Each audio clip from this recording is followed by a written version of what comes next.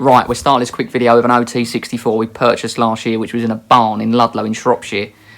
Unfortunately, the owner passed away, and then we got the call to go and buy her. She was in a bit of a state, not been run for many, many years. All the tyres was flat. It was a self-inflation system, so it was an absolute pain in the arse. But we got the farmer to back her on with a straight bar onto the trailer, and went on quite a treat, went on quite straight, to be fair with you. We imagined it to go a lot worse.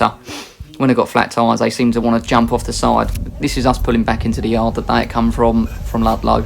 My mate picked her up, undoing the yard gates.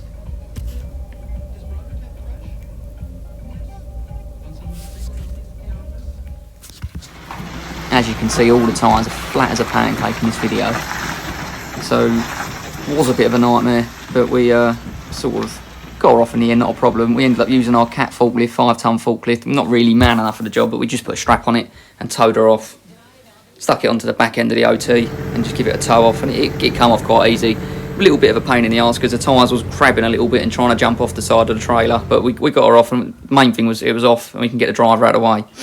But we got her running again. It was a V8 Tatra.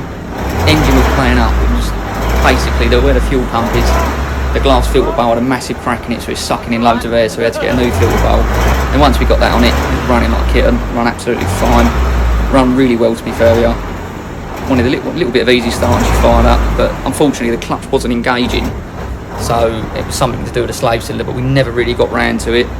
And by that time I'd sold it on to a friend who pretty much does a lot of stuff with big tanks and big armoured vehicles.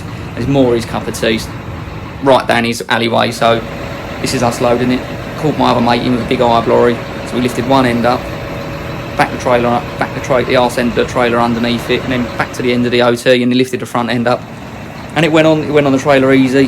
No problems at all. But it was I believe it was a 1960s OT64, which was built in Poland and Czechoslovakia.